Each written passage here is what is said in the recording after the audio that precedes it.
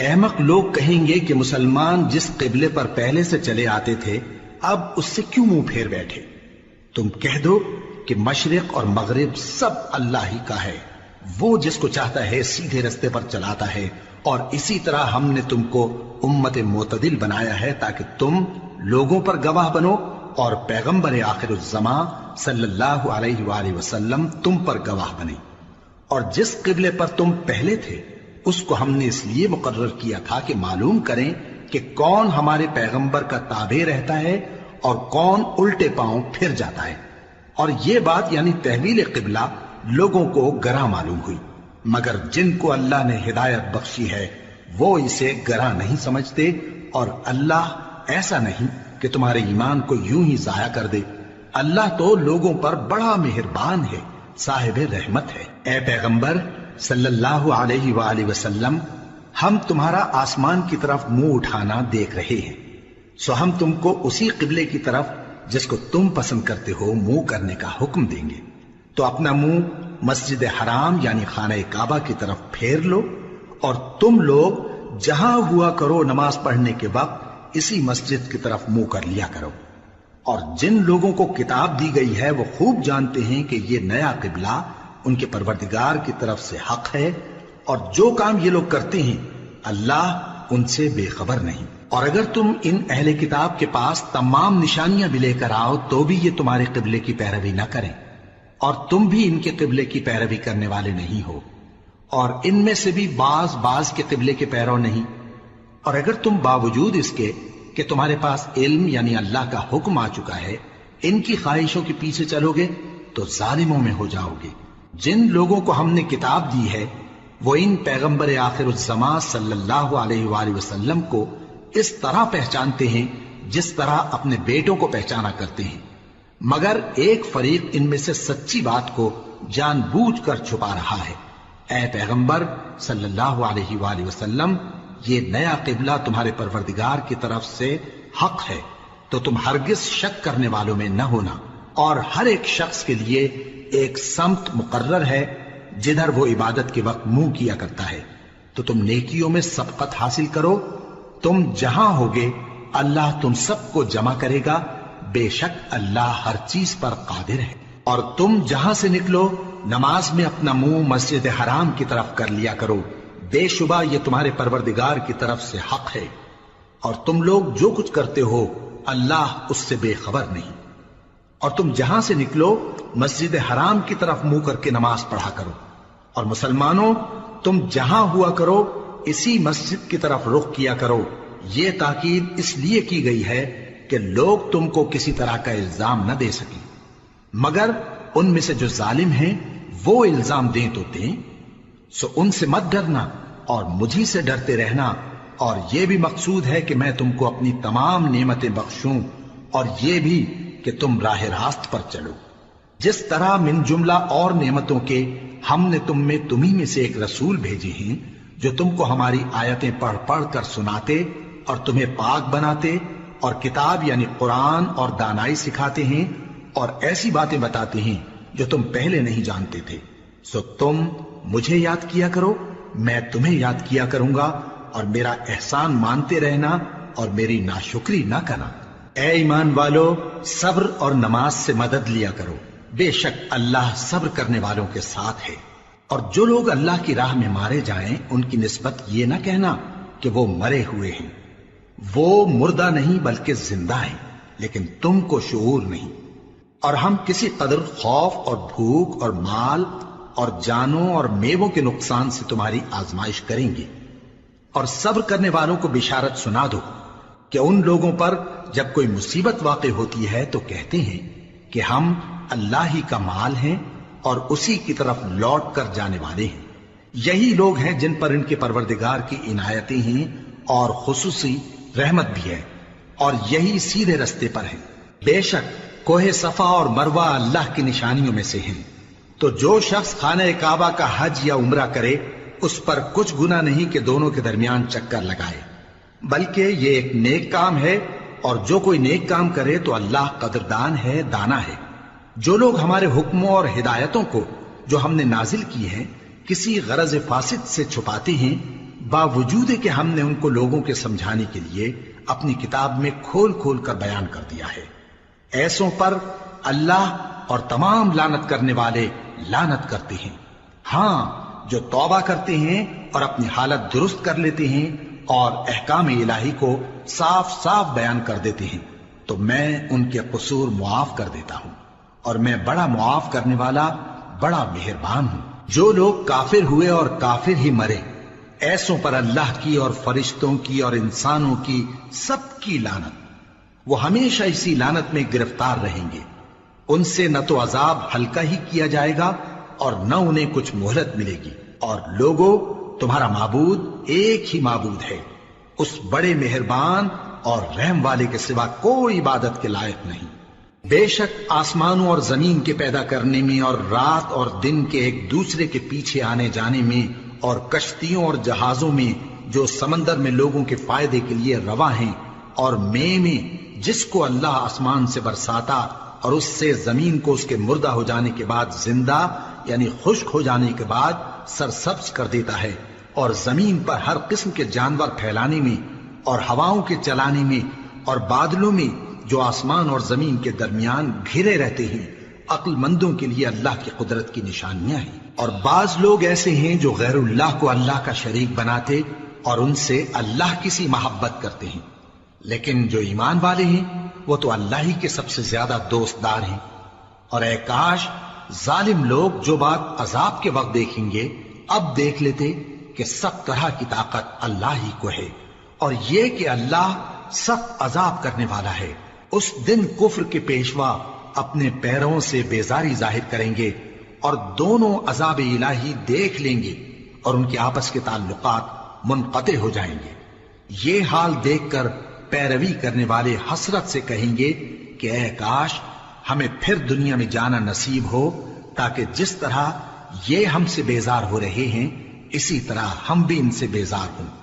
اس طرح اللہ ان کے اعمال حسرت بنا کر دکھائے گا اور وہ دوزخ سے نکل نہیں سکیں گے۔ لوگوں، جو چیزیں زمین میں حلال طیب ہیں وہ کھاؤ، اور شیطان کے قدموں پر نہ چلو، وہ تمہارا کھلا دشمن ہے۔ وہ تو تم کو برائی اور بے حیائی ہی کے کام کرنے کو کہتا ہے، اور یہ بھی کہ اللہ کی نسبت ایسی باتیں کہو جن کا تمہیں کچھ بھی علم نہیں۔ اور جب ان لوگوں سے کہا جاتا ہے کہ جو کتاب اللہ نے نازل فرمائی ہے اس کی پیروی کرو، تو کہتے ہیں نہیں، بلکہ ہم تو اسی چیز کی پیروی کریں گے جس پر ہم نے اپنے باپ دادا کو پایا۔ بھلا اگرچہ ان کے باپ دادا نہ کچھ سمجھتے ہوں اور نہ سیدھے رستے پر ہوں، تب بھی وہ انہی کی تقلید کیے جائیں گے۔ جو لوگ کافر ہیں ان کی مثال اس شخص کی سی ہے جو کسی ایسی چیز کو آواز دے جو پکار اور آواز کے سوا کچھ سن نہ سکے۔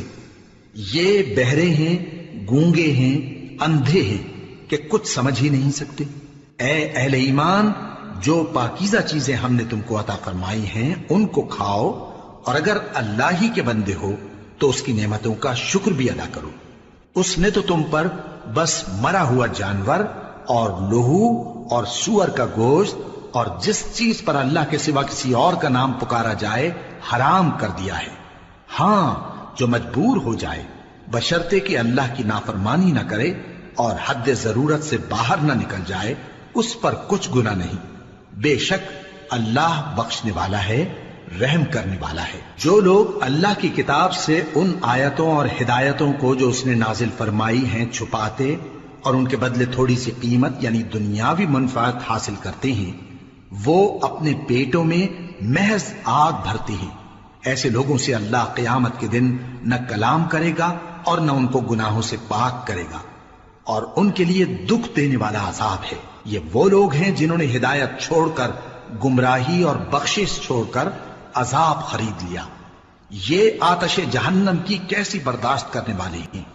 یہ اس لیے کہ اللہ نے کتاب سچائی کے ساتھ نازل فرمائی، اور جن لوگوں نے اس کتاب میں اختلاف کیا وہ ضد میں آ کر نیکی سے دور ہو گئے ہیں۔ نیکی یہی نہیں کہ تم مشرق و مغرب کو قبلہ سمجھ کر ان کی طرف منہ کر لو، بلکہ نیکی یہ ہے کہ لوگ اللہ پر اور روز آخر پر اور فرشتوں پر اور اللہ کی کتاب پر اور پیغمبروں پر ایمان لائیں، اور مال باوجود عزیز رکھنے کے رشتہ داروں اور یتیموں اور محتاجوں اور مسافروں اور مانگنے والوں کو دیں، اور گردنوں کے چھڑانے میں خرچ کریں، اور نماز پڑھیں اور زکات دیں، اور جب عہد کر لیں تو اس کو پورا کریں، اور سختی اور تکلیف میں اور جنگ کے وقت ثابت قدم رہیں۔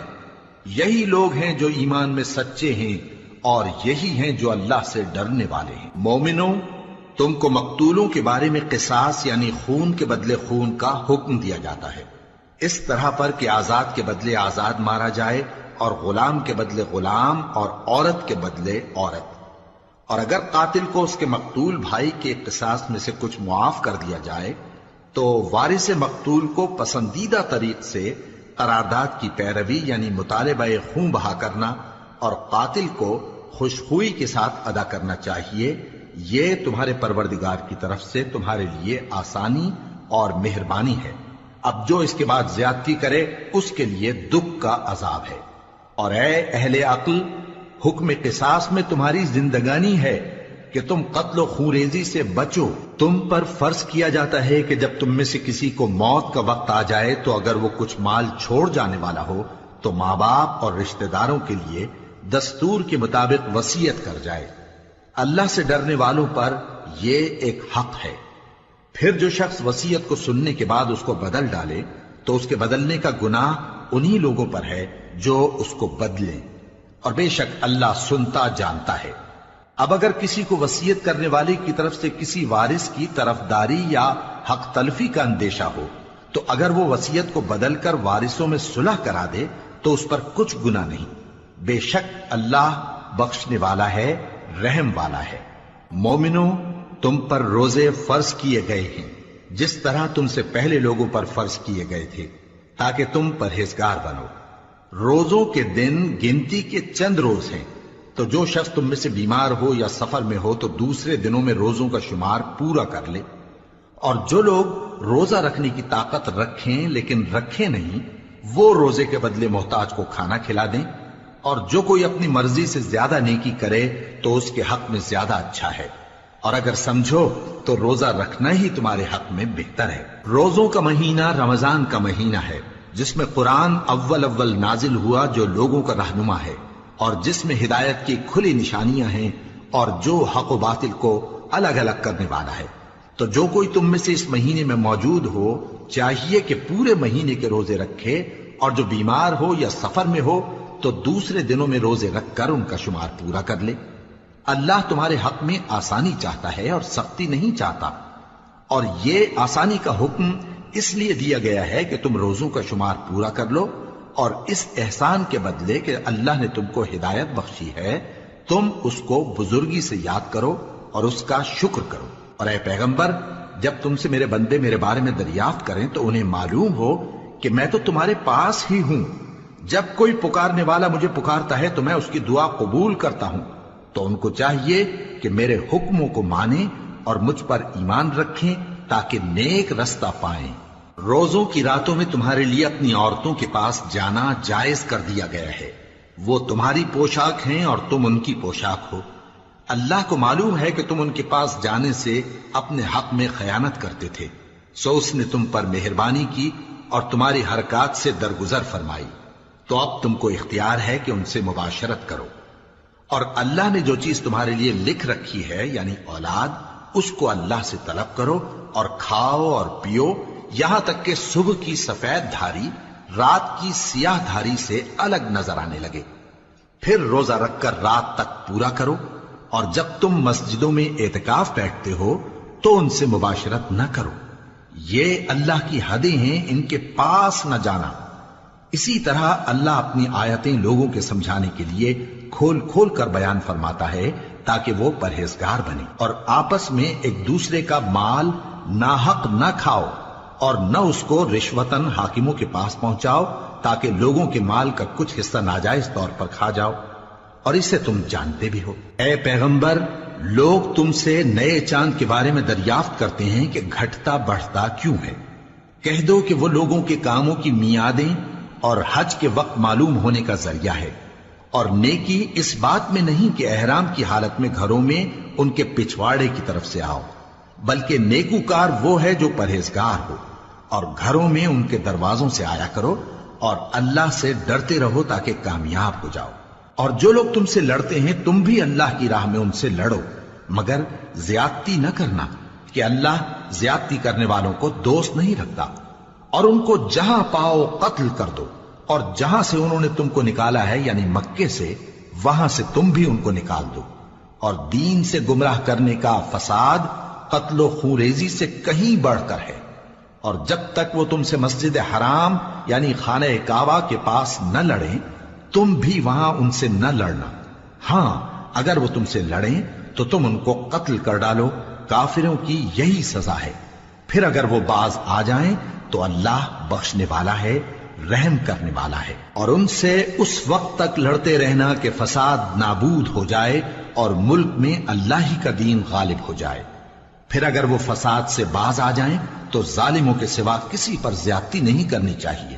ادب کا مہینہ ادب کے مہینے کے مقابل ہے، اور ادب کی چیزیں ایک دوسرے کا بدلہ ہیں۔ پس اگر کوئی تم پر زیادتی کرے تو جیسی زیادتی وہ تم پر کرے ویسی ہی تم اس پر کرو، اور اللہ سے ڈرتے رہو اور جان رکھو کہ اللہ ڈرنے والوں کے ساتھ ہے۔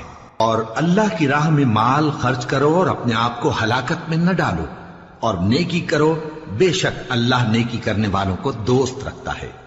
اور اللہ کی خوشنودی کے لیے حج اور عمرے کو پورا کرو، اور اگر راستے میں روک لیے جاؤ تو جیسی قربانی میسر ہو کر دو، اور جب تک قربانی اپنے مقام پر نہ پہنچ جائے سر نہ منڈاؤ۔ اور اگر کوئی تم میں بیمار ہو یا اس کے سر میں کسی طرح کی تکلیف ہو تو اگر وہ سر منڈا لے تو اس کے بدلے روزے رکھے یا صدقہ دے یا قربانی کرے۔ پھر جب تکلیف دور ہو کر تم مطمئن ہو جاؤ تو جو تم میں حج کے وقت تک عمرے سے فائدہ اٹھانا چاہے وہ جیسی قربانی میسر ہو کرے، اور جس کو قربانی نہ ملے وہ 3 روزے ایام حج میں رکھے اور 7 جب واپس ہو، یہ پورے 10 ہوئے۔ یہ حکم اس شخص کے لیے ہے جس کے اہل و عیال مکے میں نہ رہتے ہوں۔ اور اللہ سے ڈرتے رہو اور جان رکھو کہ اللہ سخت عذاب دینے والا ہے۔ حج کے مہینے معین ہیں جو معلوم ہیں، تو جو شخص ان مہینوں میں حج کی نیت کر لے تو حج کے دنوں میں نہ عورتوں سے اختلاط کرے، نہ کوئی برا کام کرے اور نہ کسی سے جھگڑے۔ اور جو نیک کام تم کرو گے وہ اللہ کو معلوم ہو جائے گا۔ اور زاد راہ یعنی رستے کا خرچ ساتھ لے جاؤ، کیونکہ بہترین زاد راہ پرہیزگاری ہے۔ اور اے اہل عقل مجھی سے ڈرتے رہو، اس کا تمہیں کچھ گناہ نہیں کہ حج کے دنوں میں بذریعہ تجارت اپنے پروردگار سے روزی طلب کرو۔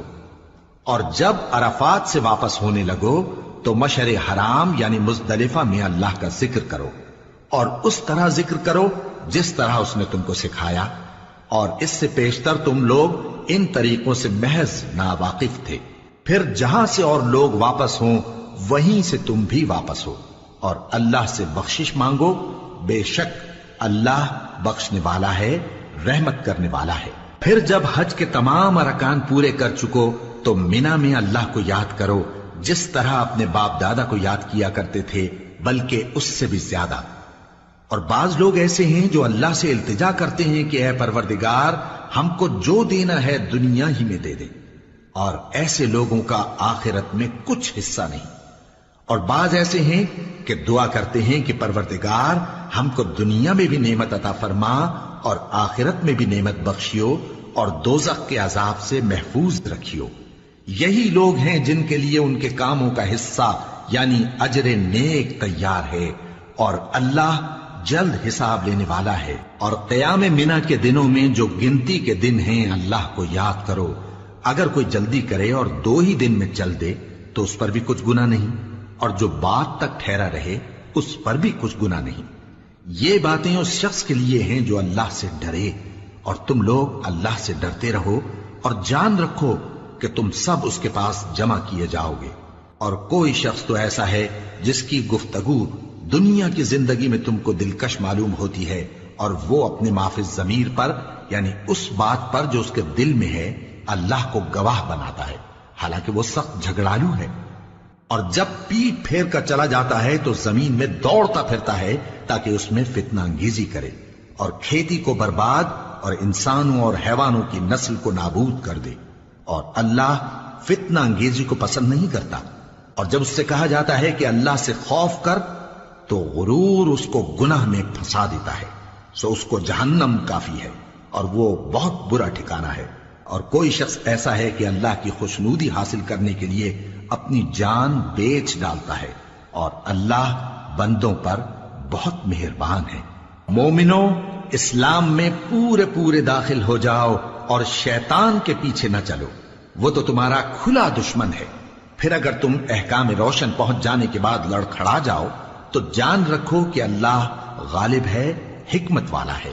کیا یہ لوگ اسی بات کے منتظر ہیں کہ ان پر اللہ کا عذاب بادل کے سائبانوں میں آ نازل ہو اور فرشتے بھی اتر آئیں اور کام تمام کر دیا جائے؟ اور سب کاموں کا رجوع اللہ ہی کی طرف ہے۔ اے پیغمبر، بنی اسرائیل سے پوچھو کہ ہم نے ان کو کتنی کھلی نشانیاں دیں، اور جو شخص اللہ کی نعمت کو اپنے پاس آنے کے بعد بدل دے تو اللہ سخت عذاب کرنے والا ہے۔ اور جو کافر ہیں ان کے لیے دنیا کی زندگی خوشنما کر دی گئی ہے اور وہ مومنوں سے تمسخر کرتی ہیں، لیکن جو پرہیزگار ہیں وہ قیامت کے دن ان سے اوپر ہوں گے، اور اللہ جس کو چاہتا ہے بے حساب رزق دیتا ہے۔ پہلے تو سب لوگوں کا ایک ہی مذہب تھا، لیکن وہ آپس میں اختلاف کرنے لگے تو اللہ نے ان کی طرف بشارت دینے والے اور ڈر سنانے والے پیغمبر بھیجے اور ان پر سچائی کے ساتھ کتابیں نازل کی تاکہ جن امور میں لوگ اختلاف کرتے تھے ان کا ان میں فیصلہ کر دے۔ اور اس میں اختلاف بھی انہی لوگوں نے کیا جن کو کتاب دی گئی تھی، باوجود کہ ان کے پاس کھلے ہوئے احکام آ چکے تھے، اور یہ اختلاف انہوں نے صرف آپس کی ضد سے کیا۔ تو جس امر حق میں وہ اختلاف کرتے تھے اللہ نے اپنی مہربانی سے مومنوں کو اس کی راہ دکھا دی، اور اللہ جس کو چاہتا ہے سیدھا رستہ دکھا دیتا ہے۔ کیا تم یہ خیال کرتے ہو کہ یوں ہی بہشت میں داخل ہو جاؤ گے، اور ابھی تم کو پہلے لوگوں کی سی مشکلیں تو پیش آئی ہی نہیں؟ ان کو بڑی بڑی سختیاں اور تکلیفیں پہنچیں اور وہ صعوبتوں میں ہلا ہلا دیے گئے، یہاں تک کہ پیغمبر اور مومن لوگ جو ان کے ساتھ تھے سب پکار اٹھے کہ کب اللہ کی مدد آئے گی۔ دیکھو اللہ کی مدد ان قریب آیا چاہتی ہے۔ اے نبی، لوگ تم سے پوچھتے ہیں کہ اللہ کی راہ میں کس طرح کا مال خرچ کریں۔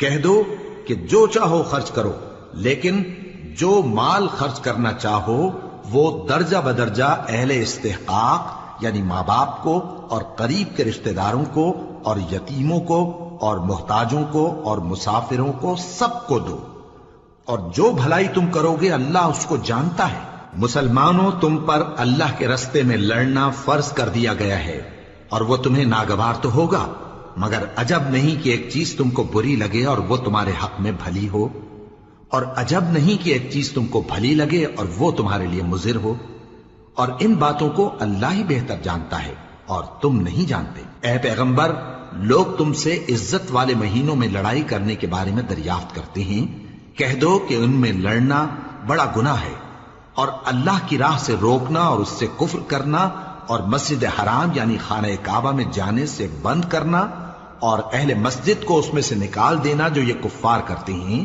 اللہ کے نزدیک اس سے بھی زیادہ گناہ ہے، اور فتنہ انگیزی خونریزی سے بھی بڑھ کر ہے۔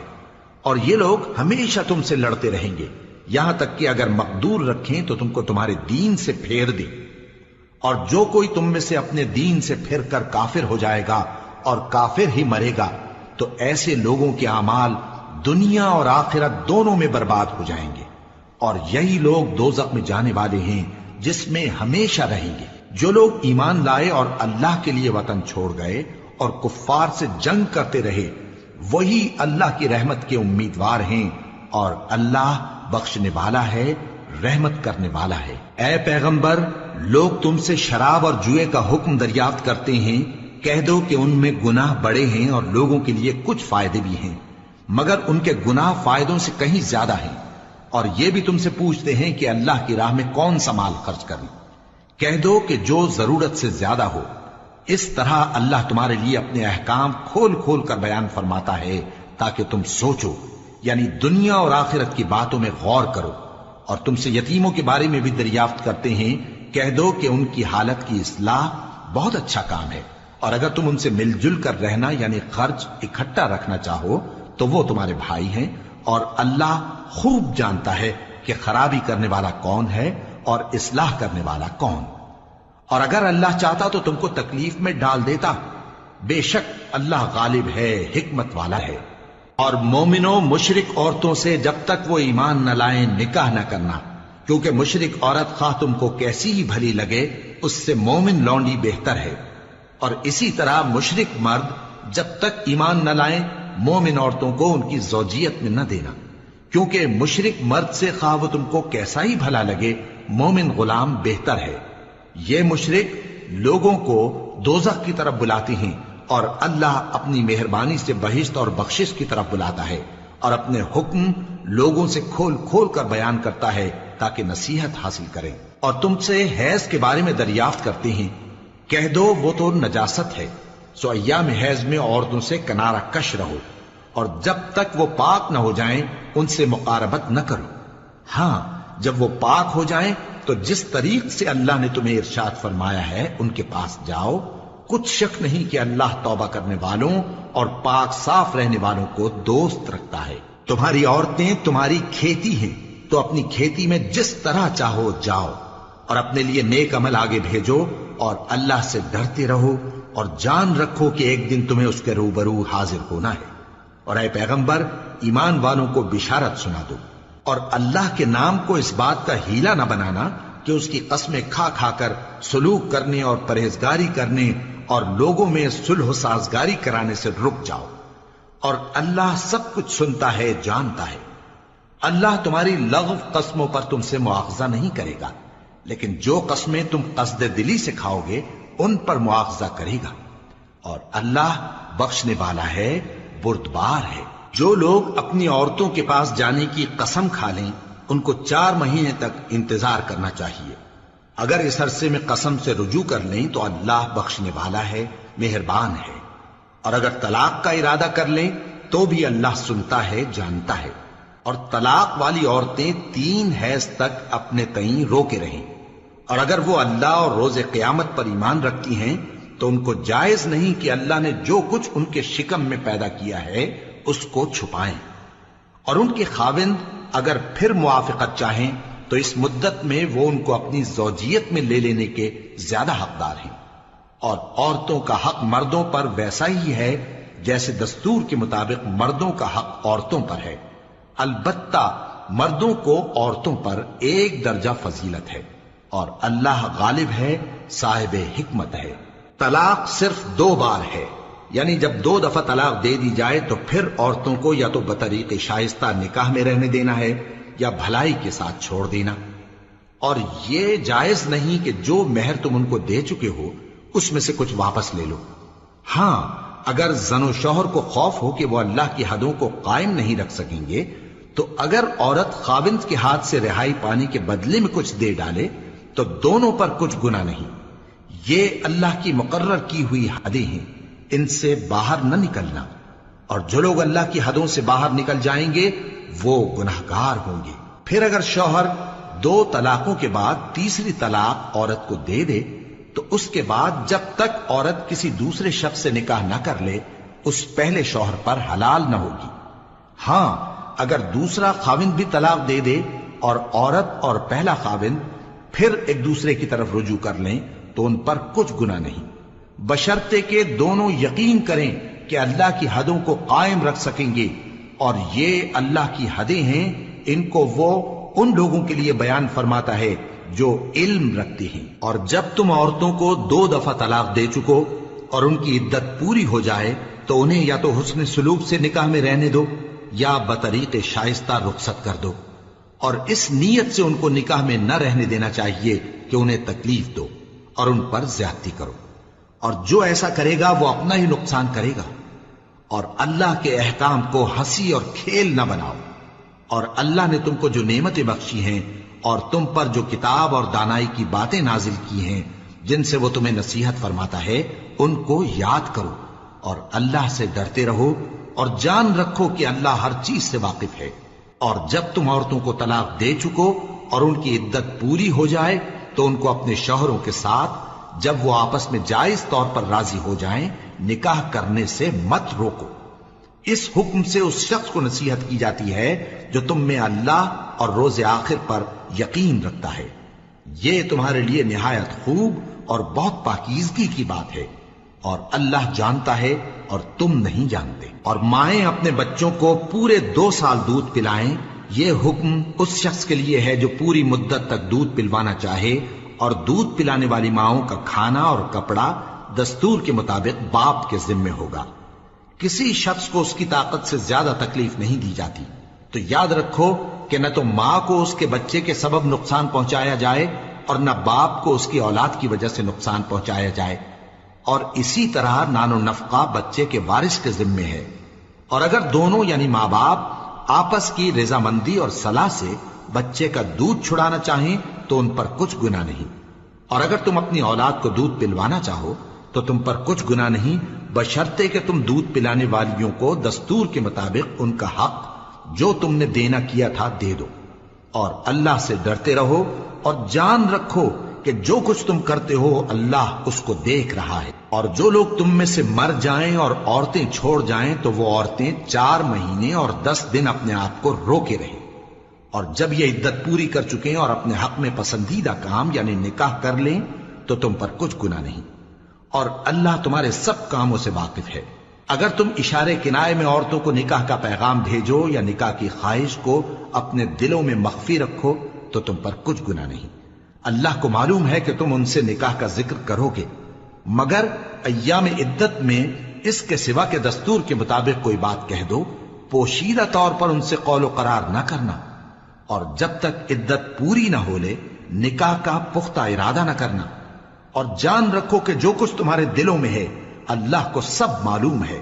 تو اس سے ڈرتے رہو اور جان رکھو کہ اللہ بخشنے والا ہے، حلم والا ہے. اور اگر تم عورتوں کو ان کے پاس جانے یا ان کا مہر مقرر کرنے سے پہلے طلاق دے دو تو تم پر کچھ گناہ نہیں. ہاں ان کو دستور کے مطابق کچھ خرچ ضرور دو، یعنی مقدور والا اپنے مقدور کے مطابق دے اور تنگ دست اپنی حیثیت کے مطابق. نیک لوگوں پر یہ ایک طرح کا حق ہے. اور اگر تم عورتوں کو ان کے پاس جانے سے پہلے طلاق دے دو لیکن مہر مقرر کر چکے ہو تو آدھا مہر دینا ہوگا. ہاں اگر عورتیں مہر بخش دیں یا مرد جن کے ہاتھ میں عقد نکاح ہے اپنا حق چھوڑ دیں اور پورا مہر دے دیں تو ان کو اختیار ہے. اور اگر تم مرد لوگ ہی اپنا حق چھوڑ دو تو یہ پرہیزگاری کی بات ہے. اور آپس میں بھلائی کرنے کو فراموش نہ کرنا. کچھ شک نہیں کہ اللہ تمہارے سب کاموں کو دیکھ رہا ہے. مسلمانوں، سب نمازیں خصوصاً بیچ کی نماز یعنی نماز عصر پورے اہتمام کے ساتھ ادا کرتے رہو اور اللہ کے آگے ادب سے کھڑے رہا کرو. پھر اگر تم خوف کی حالت میں ہو تو پیادے یا سوار جس حال میں ہو نماز پڑھ لو. پھر جب امن و اطمینان ہو جائے تو جس طریق سے اللہ نے تم کو سکھایا ہے جو تم پہلے نہیں جانتے تھے اللہ کو یاد کرو. اور جو لوگ تم میں سے مر جائیں اور عورتیں چھوڑ جائیں وہ اپنی عورتوں کے حق میں وصیت کر جائیں کہ ان کو 1 سال تک خرچ دیا جائے اور گھر سے نہ نکالی جائیں. ہاں اگر وہ خود گھر سے چلی جائیں اور اپنے حق میں پسندیدہ کام یعنی نکاح کر لیں تو تم پر کچھ گناہ نہیں. اور اللہ زبردست ہے، حکمت والا ہے. اور مطلقہ عورتوں کو بھی دستور کے مطابق نان و نفقہ دینا چاہیے. پرہیزگاروں پر یہ بھی حق ہے. اسی طرح اللہ اپنے احکام تمہارے لیے بیان فرماتا ہے تاکہ تم سمجھو. بھلا تم نے ان لوگوں کو نہیں دیکھا جو شمار میں ہزاروں ہی تھے اور موت کے ڈر سے اپنے گھروں سے نکل بھاگے تھے؟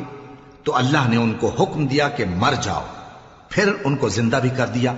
کچھ شک نہیں کہ اللہ لوگوں پر مہربانی رکھتا ہے، لیکن اکثر لوگ شکر نہیں کرتے. اور مسلمانوں، اللہ کی راہ میں جہاد کرو اور جان رکھو کہ اللہ سب کچھ سنتا ہے، سب کچھ جانتا ہے. کون ہے کہ اللہ کو قرض حسنہ دے کہ وہ اس کے بدلے اس کو کئی گنا زیادہ دے گا؟ اور اللہ ہی روزی کو تنگ کرتا اور وہی اسے کشادہ کرتا ہے، اور تم اسی کی طرف لوٹ کر جاؤ گے. بھلا تم نے بنی اسرائیل کی ایک جماعت کو نہیں دیکھا جس نے موسیٰ کے بعد اپنے پیغمبر سے کہا کہ آپ ہمارے لیے ایک بادشاہ مقرر کر دیں تاکہ ہم اللہ کی راہ میں جہاد کریں؟ پیغمبر نے کہا کہ اگر تم کو جہاد کا حکم دیا جائے تو ایسا تو نہیں کہ لڑنے سے پہلو تہی کرو. وہ کہنے لگے کہ ہم اللہ کی راہ میں کیوں نہ لڑیں گے جبکہ ہم وطن سے خارج اور بال بچوں سے جدا کر دیے گئے۔ پھر جب ان کو جہاد کا حکم دیا گیا تو چند اشخاص کے سوا سب پھر گئے، اور اللہ ظالموں سے خوب واقف ہے۔ اور پیغمبر نے ان سے یہ بھی کہا کہ اللہ نے تم پر طالوت کو بادشاہ مقرر فرمایا ہے۔ وہ بولے کہ اسے ہم پر بادشاہی کا حق کیوں کر ہو سکتا ہے؟ اس سے بڑھ کر بادشاہی کے مستحق تو ہم ہیں، اور اس کے پاس تو بہت سی دولت بھی نہیں۔ پیغمبر نے کہا کہ اللہ نے اس کو تم پر فضیلت دی ہے اور بادشاہی کے لیے منتخب فرمایا ہے۔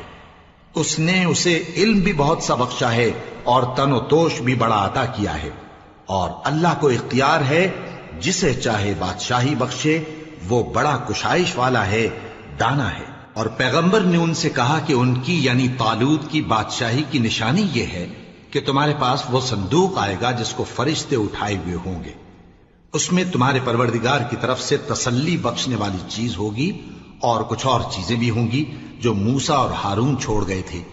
اگر تم ایمان رکھتے ہو تو یہ تمہارے لیے ایک بڑی نشانی ہے۔ غرض جب طالوت فوجیں لے کر روانہ ہوا تو اس نے ان سے کہا کہ اللہ ایک نہر سے تمہاری آزمائش کرنے والا ہے، جو شخص اس میں سے پانی پی لے گا اس کی نسبت تصور کیا جائے گا کہ وہ میرا نہیں، اور جو نہ پیے گا وہ سمجھا جائے گا کہ میرا ہے۔ ہاں اگر کوئی ہاتھ سے چلو بھر پانی لے لے تو خیر۔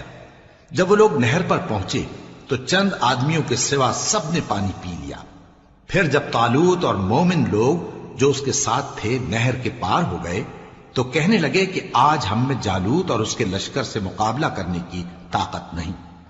جو لوگ یقین رکھتے تھے کہ ان کو اللہ کے روبرو حاضر ہونا ہے، وہ کہنے لگے کہ بسا اوقات تھوڑی سی جماعت نے اللہ کے حکم سے بڑی جماعت پر فتح حاصل کی ہے، اور اللہ ثابت قدم رہنے والوں کے ساتھ ہے۔ اور جب وہ لوگ جالوت اور اس کے لشکر کے مقابل میں آئے تو اللہ سے دعا کی کہ اے پروردگار، ہم پر صبر کے دہانے کھول دے اور ہمیں لڑائی میں ثابت قدم رکھ اور لشکر کفار پر فتح یاب کر۔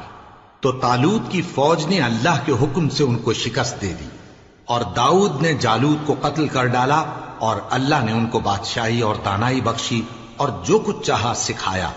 اور اگر اللہ لوگوں کو ایک دوسرے پر چڑھائی اور حملہ کرنے سے نہ ہٹاتا رہتا تو کرۂ ارض تباہ ہو جاتا، لیکن اللہ اہل عالم پر بڑا مہربان ہے۔ یہ اللہ کی آیتیں ہیں جو ہم تم کو سچائی کے ساتھ پڑھ کر سناتے ہیں، اور اے محمد صلی اللہ علیہ وآلہ وسلم تم بلا شبہ پیغمبروں میں سے ہو۔